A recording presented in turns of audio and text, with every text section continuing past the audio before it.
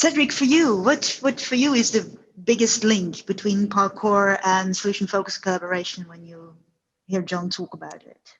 It is a very good question because when reading the book and, of course, having the pre-interview and this interview, have learned lots of things about solution focus, and there are so many similarities. But I would say the biggest link, in my opinion, is that we have a clear view on what is supposed to happen.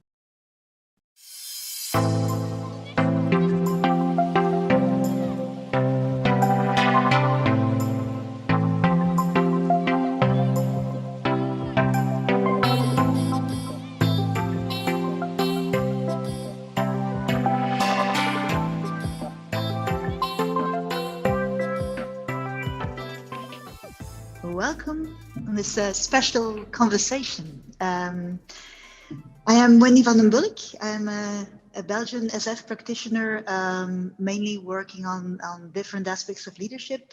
I work assisted by horses, and they are very solution-focused natural rules behavior.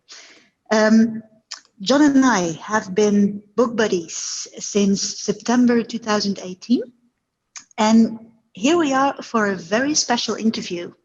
I will briefly introduce John and Cédric. So John Brooker has been an SF practitioner for over 16 years. Mm-hmm. And he has recently written his second book. And it's his second book that he has recently published, Jump Now, a book on leading solution-focused collaboration. That is the reason for this interview. And more specific, one of the metaphors John uses in this interview is the reason for this interview, and it's the parkour metaphor, the free running metaphor. And that brings us to Cédric, because Cédric is, yes, I can say, a very driven expert in parkour. And when I met Cédric and his friends earlier this year, I was really intrigued by the links I saw between solution focus and parkour, and I thought I should bring John and Cédric together. And so John was really interested in the links, and Cédric was really interested in how John uses his metaphor, parkour as a metaphor for leading collaboration. So here we are, and I'm looking very forward to this interview. So Cédric, you wanted to ask John one basic question, so I let you ask it right away. Yes, well, basic but very important question, of course. Why did you use the parkour metaphor in your book? Well, actually, I can thank Tom Cruise for that, because I was watching Mission Impossible 6, and he does this great piece of parkour, and he does it himself, as you know. So he was running across through St. Paul's and across the rooftops of London. And just when I go to the cinema, sometimes my mind just suddenly starts thinking of other things. And what I saw in that was that I just thought, wow, this is flexibility, it's agility, he's just taking any obstacle as it comes and finding a way to get around it. And actually, in a way, it's almost like we do SF. We take it a step at a time, and we're seeing how it goes, see what response we get. So it came from that, literally. And then I was explaining the metaphor using that film in Austria. And one of the guys said to me, "Oh, by the way, have you seen this video, which is the Storer running through London, racing the tube?" And I watched that, and it just completely wow, because this was, I think, five or six guys who just took on this real challenge and achieved it, and just showed so many different facets. And I just thought, this really works. I want to use this in the book. So that's what I did. Yeah. So that's why. Thank Tom Cruise. Okay. Tom Cruise. Yeah. And Cédric, what triggered you? What triggered your interest in John's book? Well, since we had we made the promo video for the book, it really triggered my interest because I've always been really involved in the parkour culture. I really like it because it's just the way we represent ourselves as parkour athletes to the world. And in the parkour community, we have people that bring valuable things to us, like parkour clothing. Some make YouTube videos to practice on how to safely practice tricks outside, or just, well, make articles about the sport. And it's just something that helps us promote our sport a little bit. And I feel like this book, it really caught my interest because I think it will be valuable for us both to talk about the link between parkour and solution focus. And this is probably something that will also be very, very valuable to the parkour community as well, because maybe the way we overcome obstacles in an urban environment, or the way we coach our next generation of athletes, we could do that maybe in like a different way if we, well, maybe focus on the solution aspect, solution focus aspect. That was interesting when you said we could do it in a different way, and that's what we say really with solution focus is there is another way. Absolutely. It's not just problem focus. And it's also you already mentioned it's Cédric, it's not something you do. It goes much deeper. In the preparation when we chatted before, you even called it parkour is very human. What do you mean by that? Well, I love just that sentence because I say it a lot because it's true in my opinion. And there are two reasons why I say it. Is because our ancestors have been moving a lot in a lot of different ways to protect their families from predators. And you would notice that when they move, they use a lot of skills like running, climbing, jumping. And we are doing the same thing in parkour, and in like a very, very free way. And in my opinion, we shouldn't really stop doing that. So a lot of people today are living their busy lives, and just some, of course, are doing or practicing a sport, but parkour is a lot different because you are really using your body in almost every way to move around. So yeah. And another reason why I think parkour is very human is because we, as human beings, because we are living these busy lives, we need to have like a calendar or to-do list, because we just have all these challenges that we have to tackle, like these millions of challenges. And well, if you want to make your way up to becoming a good parkour athlete, you have to tackle these challenges as well. And most importantly, you have to know how to tackle them or how to achieve them. Wow. When I hear you talk about that, two things. So, movement and doing what is needed in the context, using your skills. And on the other hand, the second thing you mentioned, tackling challenges. And I think, wow, this is SF as well. So, John, how does that sound to you? Actually, where you took me was when you were talking about our ancestors, and when they're dealing with difficulties and problems, and it took me back to nowadays. We've got into a very scientific way of thinking, which is absolutely brilliant. I'm not saying it's bad, but there's this. What you were bringing out, I think, is this relationship between human beings, and this mutual way of tackling problems. And that's really difficult to do if you haven't built a relationship. And so what I see is that actually solution focus creates relationships. It really builds relationships. And then we can tackle the issues that we have. We can tackle the challenges that we have together, and that's where the leading collaboration idea comes from. Is collaboration is tackling challenges together. So I think it's Parkour and SF seem to start from the relationship side, and this is how we're going to do it. Problem focus probably starts from the task side. And it's good that you mention it here, John. You mentioned two levels. That's also how you describe it in your book, that your free running metaphor works on two levels. Like there is this relationship level, as you described just now, and there is also a task level. You want to achieve a result. That is how you meant it. Yeah. Yeah, absolutely. And it's in organizations, we have to achieve the task. We have to tackle the challenges. We have to achieve the task. Yeah. And so it's really important that we build the relationships, but we still have to make sure that we achieve the task. Yeah.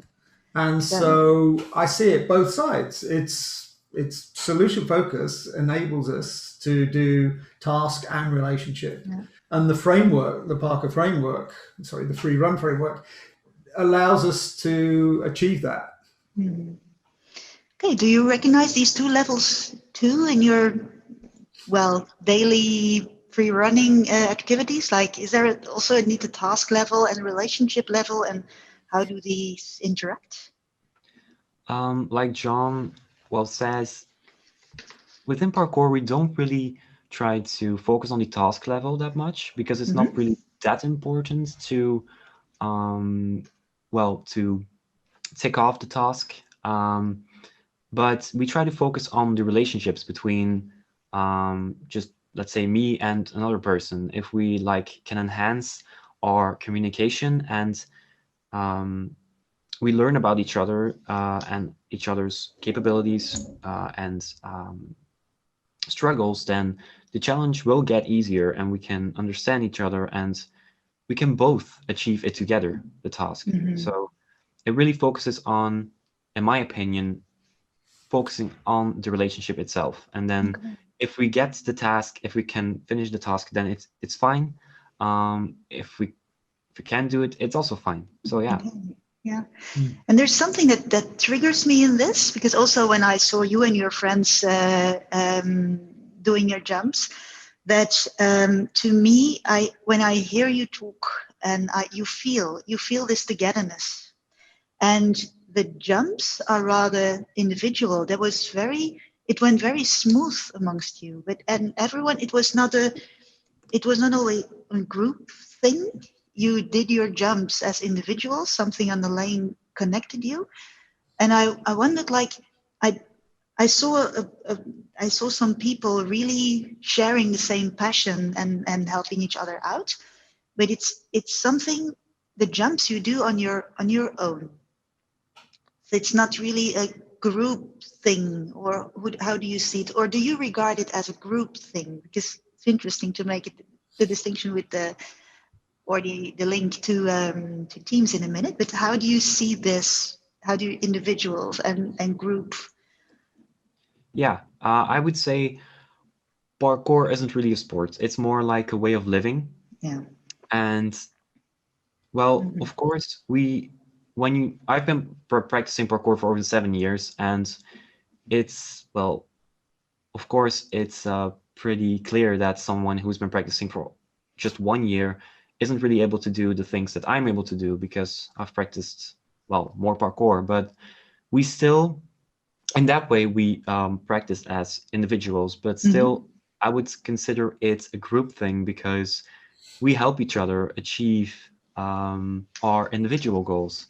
So that's something really interesting, that even though you want to get, let's say you have these to-do lists with all these jumps you want to tackle, and even though it's your to-do list, some people, some friends of yours might help you achieve them. Yeah. Oh, wow. John, I'm very curious. What triggers you in this? I'm thinking back to that video I talked about, the racing the tube, and we'll put the link in with this video so that people can watch it themselves. What feedback I've had from some teams is, they're all individuals. They're not a team. They're just individuals doing this run against the tube. And actually, what I've come to realize as I've watched it is that they all do their individual piece. Yes, one guy will do an amazing jump that still takes my breath away as I watch him do it. Another guy will just go a slightly different way, an easier way, and that happens throughout. But they're all working together for a common goal and a common vision. Yeah, we're going to beat this train. So that's where the group stuff comes in, and it's the same in organisations, isn't it? The people bring their own skills and their capabilities, and we can't just go out necessarily and hire all perfect A plus people. We're going to get what we get, yeah. And so some people will be better at things than others. And if we can get them working as a team, collaborating as a team, then that will work. And that sounds, as Cédric describes what he's talking about, and as I watched that video, that seems to me is what we're doing. And we can make that even easier, I feel, with solution focus, because it helps build the relationship more, and it helps us deal with fast moving situations. Another link. Yeah. And also, what I saw when I hear you talk, Cédric, and when I watch what you're sharing on Instagram, and you have said it before, like it is something you are rather than something you do. And this also struck me with walking with you guys, with you and your friends through the city of Hasselt. You really see different things. You've made me look at walls and things in a different way, because you see opportunities, not ugly stairs or difficult walls. You see opportunities. John, in your book, you describe solution focus to be an outlook. So it's also so much more than just something what you do. Do you believe that is also a different way of, or let's say a perspective of looking at things? Yeah, I do. It's because with solution focus, what we're doing is looking at the person in their resources and saying, this person is capable. What my task is as a leader is to bring out those resources. And that is how we can help them. Yeah. And also the other outlook I talk about is the collaborative outlook, and whether or not we see them as individuals or whether we see them as a team, that working as a team will work better than working alone. And there's lots of research. Leadership Circle is one area where it shows that actually when we work together as a team, we will achieve far more. We can scale is the words that we can use. So yeah, I very much think SF is an outlook. Yeah. Which I'm using for anyone who hasn't seen it. A mindset is often what people use. I prefer to think of it as something that we're looking out to rather than into. Yeah. Wow. So far we have this. Yeah, it's not something you do. It's something you are. It's about tackling challenges. It's about thoroughness. It's about small steps, etc. So I suggest that we dive into the jumps of the free running metaphor to see more specific how they relate to both SF and to free running. So let's go to the free run framework to look for more specific links. And that brings us in the first place to create impetus. And I start with you, Cédric. When I saw you and your friends prepare to get started, you really do that in a very thorough way, both your bodies, but also before every jump, you very thoroughly check every detail of the environment. So what is it exactly that you are doing in your preparation? What is the aim of this very thorough preparation? Yeah, so whenever we go to a spot, if it's a spot where you've been training for 1 year or even like 6 years, it doesn't really matter. The condition of the situation is always different. So maybe it has been raining, the walls are wet, so you have to do like a proper environment check on well, to look for any unsafe surfaces.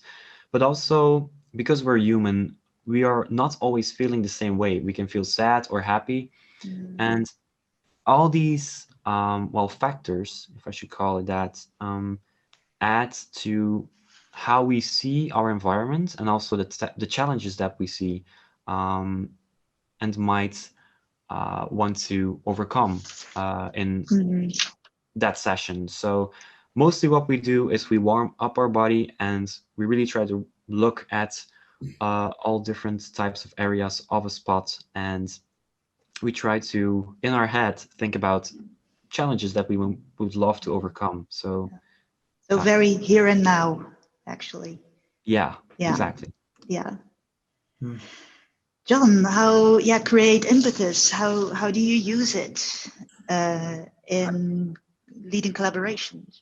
I think Cédric's point about people come and they're sad or they're happy or they're fed up or whatever it is. That's the same we have in organizations. People come into work, and not every day do people bounce into work full of energy, just as they don't bounce into meetings full of energy necessarily. And the task as a leader of a collaboration is to get people into what I call the mental space where they trust each other, and where they, as a result, can work more effectively together. So in creating impetus, I'm always looking at how do we build the relationship, and very much in impetus, it brings out the idea of the challenge or the task, as we've been saying, but the idea of the challenge and what is it that everybody notices about this challenge or this situation. So that's what I'm trying to bring out. I'm trying to in a meeting or workshop, I'm very quickly trying to bring people together to start trusting, and just building them up so that they're relaxed and they can take this. And that, when I'm listening to you, it's a very similar idea with parkour and free running, is that you're getting people relaxed. So we all understand the situation. It's the wall's wet, the floor's slippy, whatever it is, and then you're trying to get them into a mental space where they can deal with this, and you all trust each other. So yeah, I think we're doing the same thing, just perhaps on a different level. But yeah, I honestly see a lot of parallels in the creating impetus. Yeah, indeed. Like the what I hear is in both. It's the here and now. What is here, and building trust. So that to take the jumps. Yeah. Okay, the next jump is explore future. And Cédric, you earlier, when we were chatting earlier, you mentioned the idea of parkour vision. And to me, that really related to this explore the future jump. Can you tell us more about parkour vision? Yeah, well, a parkour vision, it is exactly that. It is exploring the future, because how can I explain it? It's when we are preparing for a challenge or a run we would like to do, then we are not just looking at that challenge or run itself, but we're also looking at things that might go wrong, or things that could happen instead of just doing the jump. So, for example, if I were to jump just a simple jump from a wall to a wall, what could happen if I don't make it? Like, what do I have to do if I don't make the jump? Do I have to roll over to the side? Should I just bounce off the wall and back on my feet? It's just something, the parkour vision, or our parkour vision, that helps us understand movement even more, and also look for well, capabilities, or that could happen. And they also help us, the parkour vision helps us overcome fear also in a way. So yeah. So it's about when plan A doesn't work, what are possible scenarios Yeah. to keep it, to find other safe options to do. It's exactly that. Yeah. When you do a jump that you haven't really done before, you're always looking for a plan B, and sometimes even for a plan C if you're doing, if you're landing, well, if you are not able to land a jump and you have to use that plan B to even like bounce off the wall, maybe you have to use a plan C to run away because you're standing close to the streets where people are driving. So it's all these like little steps in your head that you just take with you on your journey and your training session. That help you overcome fear and get because there are other things you can do instead of what you intended to. For me, when I listen to your language, it can sound quite problem focused. You're looking for what could go wrong and how can we deal with that. So that is it solution focused in that way? I think it is actually, because what you're trying to achieve is the best jump that you can do. And perhaps naturally you all are looking at what are the risks here and what could go wrong, etc. But you're still looking for what is the best that can happen, and that maybe you don't describe that as we do in solution focus, but you're really looking for that future. I'd see one person can run much higher up a wall than another one. I can see when I'm looking at your videos and the other videos I've been watching on Parkour, is people can do backflips and forward flips and all these kind of things. And actually your overall vision is that you want to be the best you can be. And I think that's what we bring out in exploring future in solution focus is when you are the best you can be, what will we notice? So maybe we get there in a slightly different way. But I'd be really interested, I'm really curious actually, is if you were to flip into solution focus in Parkour, where you, rather than saying, so what are the problems here, and so what have we got to get right? With a note to Mark McCurgo for that idea, but what have we got to get right to make this happen? And so it's I think it's possibly a language. The language of Parkour is what you've described, and maybe we would use a different language. And I'd love to explore that to see if in free running that you could actually do it in a totally SF way. That would be fascinating to see. There's an experiment in the making. The thing about metaphors is they don't always work. Not every part of a metaphor works. So that's interesting to think about as well. There's going to be bits of this where they're not a perfect match. But it's inspiration going from one side to another in both sides. It's intriguing, and it keeps on being intriguing while talking to you. I guess the other thing it brings out is just as we talk to you, Cédric, it's just the ideas it's giving me as I listen to you, and I think, actually, is there something we can do in our solution focus practice? So it's where's the mutual learning in this as well? That's really good to find out. Brings us maybe to the next jump, align focus. And here I want to start with you, John. The jump align focus. What to you are the core elements of this jump? The reason for including this is in my organizational career, and since then working with teams, is that leaders will often say, how do I keep everyone focused around the same, about what we're trying to achieve? And we've all seen it, salespeople who sell something that's easy to sell rather than what they've got to sell, or whatever the example is. And actually, the issue is that often those focus areas they're told to focus on, they haven't had any contribution to them. Mm-hmm. And so what we're doing with the aligned focus in the free run framework is actually getting the conversation going around what are we going to focus on, so that this is the future that we want to achieve. What have we got to focus on? And so typically, we will come up with 5 or 6 focus areas that will enable us to achieve something. And that is enabled by the fact that everybody has contributed.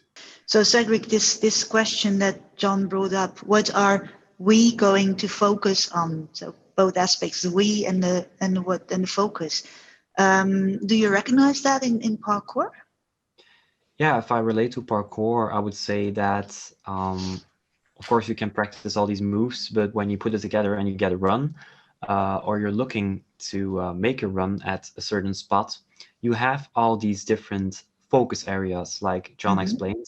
If it's a big spot, it's maybe like 3 or 4 focus areas. And I would like to add to that, for example, I don't know if it's the same in solution focus, but for example, if we have 3 walls where you can do lots of stuff in parkour, and you have 1 big wall where you can't really do anything, then we would choose these 3 walls as a focus area. So it's really about, I think, the same as John describes, it's about filtering out the things that aren't really valuable enough for you or for us to make that run. And if we use these 3 walls like I described, and then some 3 other focus areas as well, eventually, if we focus on those areas, we are able to achieve, the run, or just something we want to accomplish. Yeah. Wow, great. So indeed, the we thing as well as the focus areas are also something that is very, very linked. Curious to find out more. How about consider progress? John, I again want to start with you.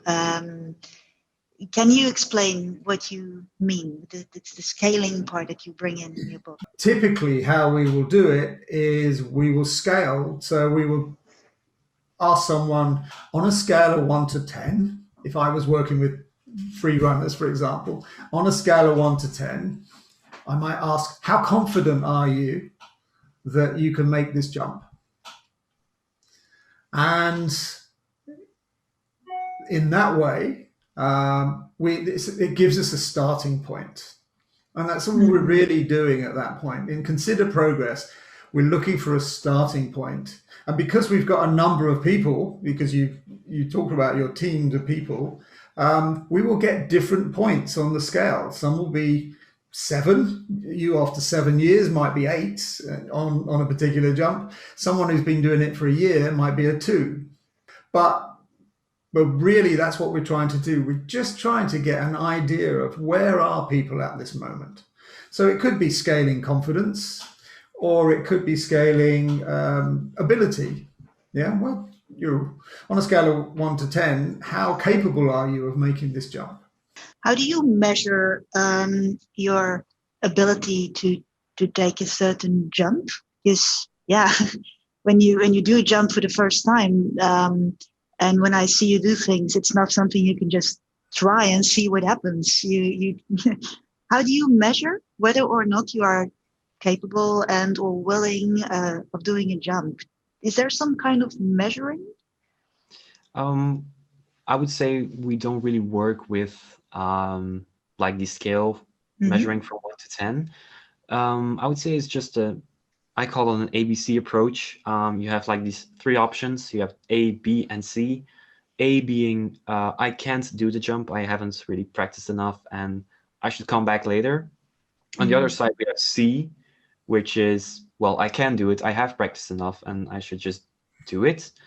But then the most important one, or interesting one in my opinion, is option B, which is I can do it, but with the right training, and if I've warmed up properly, then I'm able to get that jump. So it's just, it all also has to do with well, capabilities. Like, you can ask yourself the question, am I capable of doing the jump?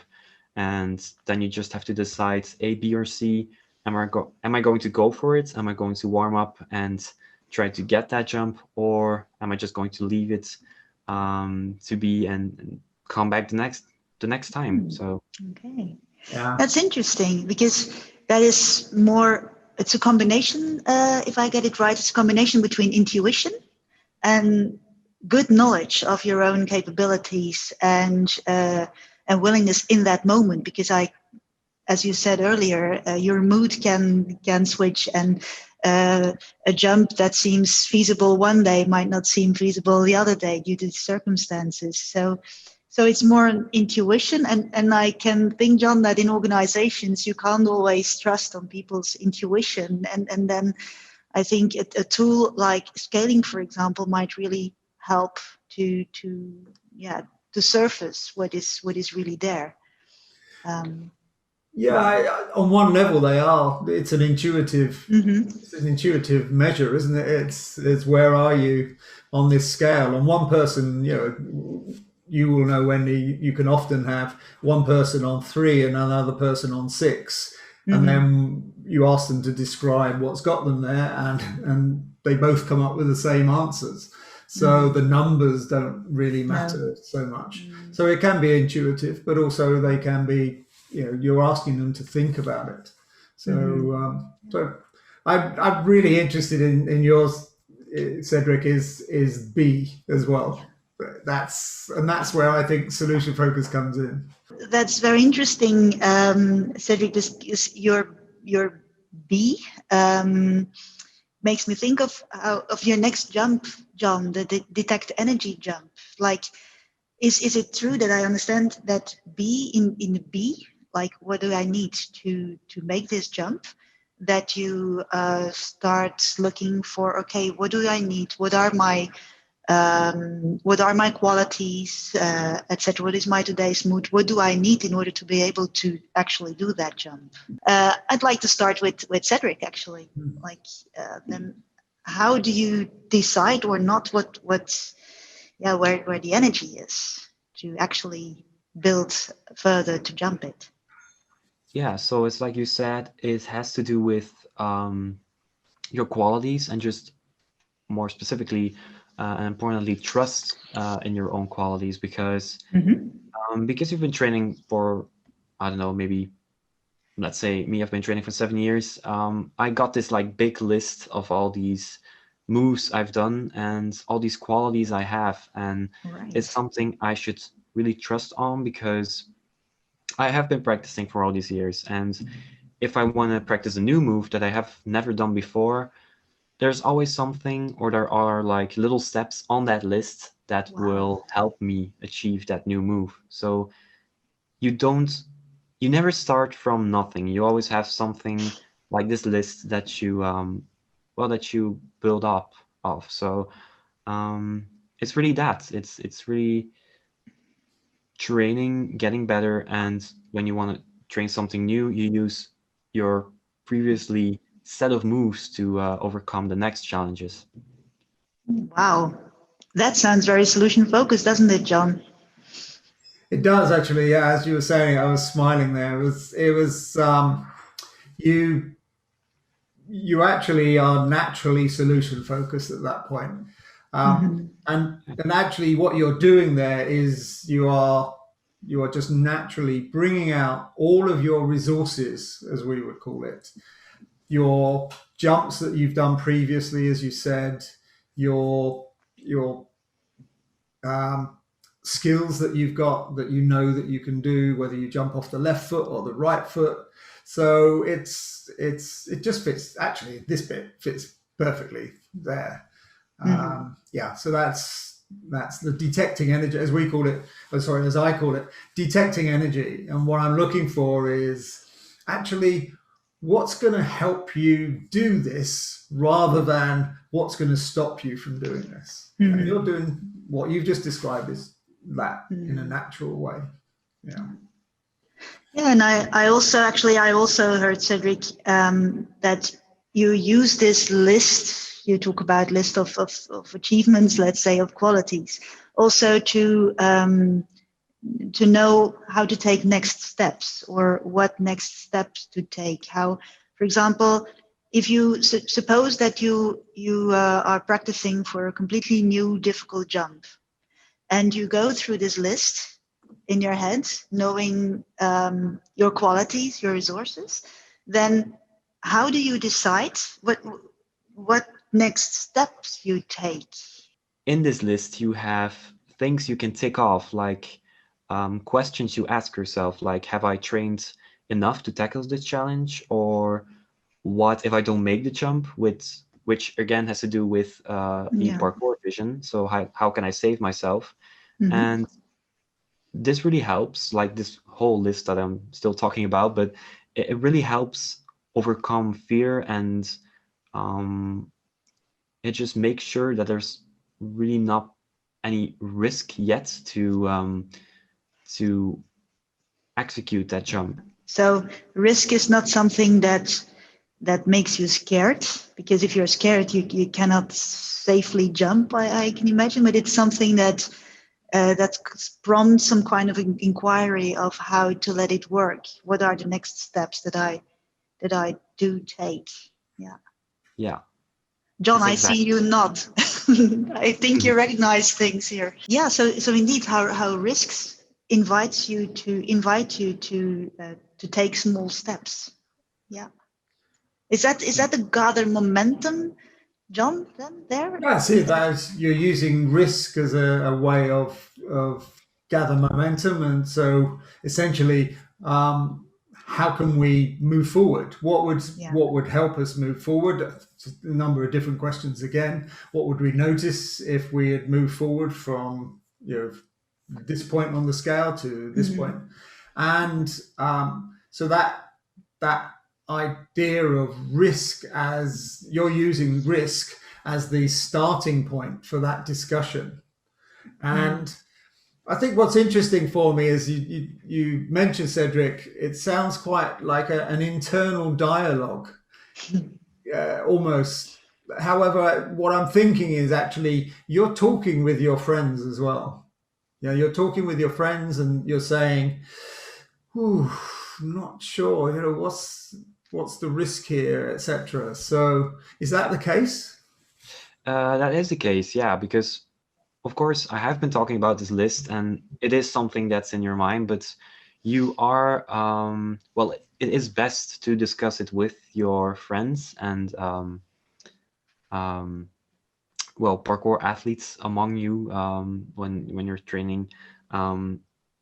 Yeah, it is best to do that because they can also just help you, also give you the confidence and the trust that you need.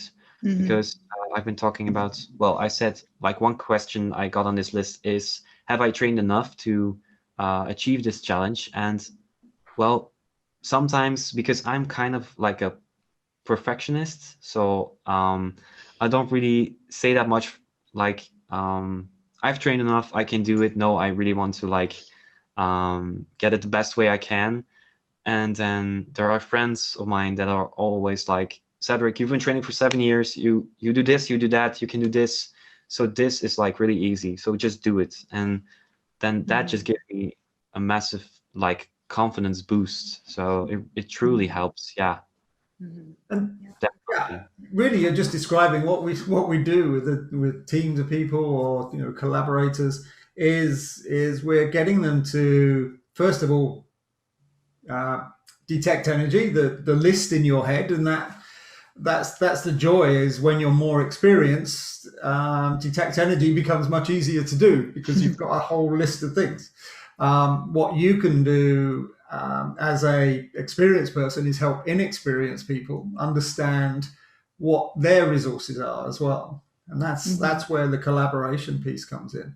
And when we talk about what's next, how might we move forward, is you're doing it in a collaborative way as well. You're thinking for yourself, but actually by involving other people, involving different perspectives, which is what you're doing, we are increasing your trust in yourself. And that's what we're trying to do. Yeah. And it's exactly the same in organizations. I'm not sure I could do this. I'm not sure I could do this marketing plan. So the gather momentum, small steps, as other people call it, is very much in what you're doing. Yeah. And also your last jump in your parkour metaphor, John, is the fast forward. So it's about immediate action. Keep on moving. Cédric, you have already mentioned that you, as a perfectionist, but you continuously want to improve yourself. So I can imagine that keeps you going somewhere. How does that play a part, actually? Well, when I try to describe fast forward in like a parkour context, I would say that we are just always looking for the next step. So even though we know how to train, over the years, when you're training more and more, you know how to tackle challenges and how to overcome them even more easily. And fast forward means for us, I think that we can just learn more and more and just become better and stronger athletes. I would say that describes it very well. Yeah. I guess where I introduced this was the idea that often in organizations, teams can do a lot of talking, and then they all go away back to their desks, or they fly off to a conference, or they do this, that, and the other, and actually nothing gets done. I always remember an engineering team, and a guy, I said to one of the managers about a year later, so that engineering meeting we had, what happened after that? And he said, absolutely nothing. We just all walked out and did nothing. And that made me really think. It made me really think that actually we've got to introduce something into this to get people to do something quickly so that we get progress. And that's what fast forward is about. And in fact, I stole the idea from the agile world, sprint actions. I was working with a software team, and this idea of doing things really quickly and seeing what happens and then doing something else. And if you can do that with most often with the whole team, but sometimes with just key people in the team, and just make it very, very small, like make a telephone call, send an email, have a conversation, then you get progress. And people think, oh, actually, that was really easy. I'll do the next thing as well. And because you get different feedback from that conversation, you think, oh, maybe I could do this as well. So that's the idea behind the fast forward. Yeah. So actually, Cédric, when you thought about, okay, what after you managed to do the backflip, when your first thought of, okay, what's next, that's already a fast forward, because that's a first action towards the future, towards next jumps, actually. Yeah. Now that I heard John describing the fast forward concept, then it's really like parkour, because you're not when I say backflip, of course, it's not that you're just gonna do a backflip. There are all these tiny steps in between, and you just have to tick off every single step of that to-do list to achieve the backflip. And you can't, like John said, it's very important because you're making progress. And I feel like definitely in parkour, if you're jumping ahead of some projects, or in parkour it would be jumps, or the build up to that jump, then you're not making any progress. So indeed, start very low. Like John said, make a phone call. With parkour, it could be just do a very simple jump or just jump up with your arms. And yeah, it fits very well when you think about it. Yeah. Okay, guys, this brings us a bit to a wrap up, I think, and I can say that by listening to you, I even get more and more inspired and more enthusiastic, and more and more questions come into my head that I want to know about your answers on. But for now, at least for now, let's wrap it up with a question. We have been talking about links between solution focused collaboration and parkour in general. We narrowed it down to the different jumps. What I'm curious about is what to you is, for you at least, the biggest link between parkour and leading solution focused collaboration? What is the first thing that pops up your mind? John, you are nodding, so I will start with you. I think on one level there is that what I talked about earlier. This you can just watch people doing parkour and you see this agility and risk taking and da da da. So that on one level there is definitely a link between the two things, because that's what we want people to do when we're working with them with solution focused collaboration. And then what I'm seeing is actually we've used slightly different language when we're talking, but there's so many similarities between what we're doing. And that's really interesting too. I'd love to explore that further. And I'd love to work with people who are doing parkour in a solution and do it in a solution focused way, to really push the metaphor even further and see if it's to see if we can get even more out of it. Cédric, for you, what for you is the biggest link between parkour and solution focused collaboration when you hear John talk about it?